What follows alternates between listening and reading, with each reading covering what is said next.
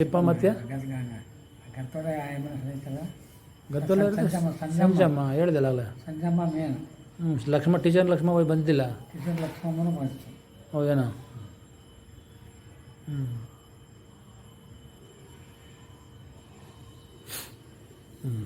ಇಲ್ತ ಈಗ ಎಲ್ಲಾಗ ಪುಸ್ತಕ ಲಗ್ನ ಮಾಡೋದು.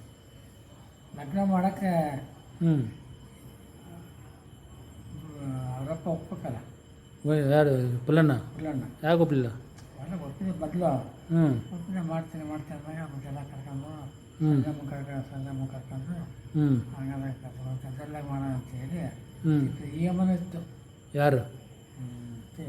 ಚಿಕ್ಕಮಗಳೂರಾಯಮ್ಮ ತಿಪ್ಪಮ್ಮ. ಆ ಅಮ್ಮನ ಇತ್ತು. ಒಟ್ಟು 4 ಜನ ಇರ್ತಿತ್ತು ನಮ್ಮ ತಾಯಿ ಇದ್ದಂಗೆ ಜಾಸ್ತಿ ಇದ್ದಂಗೆ 4 ಜನ ಎಲ್ಲ ಅಕ್ಕಂಗರಷ್ಟು ಎಲ್ಲ ಅಲ್ಲೇ ಇದ್ರಾ? ಬಂದಿದ್ದು ಗದ್ದ ನೋಡಕ್ಕಂತೆ ಮದುವೆ ಬಂದಿದ್ರಾ? ಮದುವೆ ಅಂತ ಬಂದಲ್ಲ ಅವರು. ತಿಪ್ಪಮ್ಮ ನಮ್ಮ ನಾಗೇಶಪ್ಪ ನಮ್ಮ ಹೆಣ್ಮಕ್ಳಲ್ಲ ಅಂತ ಎಲ್ಲರೂ ಕರ್ಕೊಂಡು. ಓ ಅವ್ರ ಮಕ್ಕಳ ಮಗ ಕರ್ಕೊಂಡೋಗಿದ್ದಾರ? ನಮ್ಮಪ್ಪ ಒಬ್ಬನೇ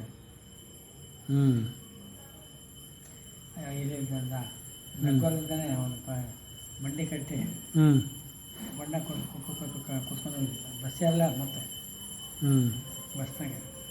ಅವಾಗಲೂ ಬಸ್ ಇಲ್ಲ, ಟ್ರೈನ್ ಇದೆ ತಲೆ ಕಡೆ. ಟ್ರೈನ್ ಅಲ್ಲ, ಬಸ್ಸೇ. ಮತ್ತೆ ಎತ್ತಿ ಲಾರಿ, ಎತ್ತಿನ ಗಂಟೆ ಇದ್ದಾವೆ.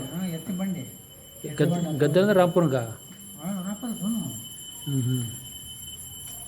ಬಸ್ಸನ್ನು ಬಿಟ್ಟಿದ್ದಕ್ಕೆ ಗೊತ್ತಿಲ್ಲ ಪುಲ್ಲನ ಅವರೆಲ್ಲ ರಾಂಪುರ ಆಗಿದ್ದು ಅವರಲ್ಲಿ ಬಸ್ ಇದ್ದಿದ್ದು.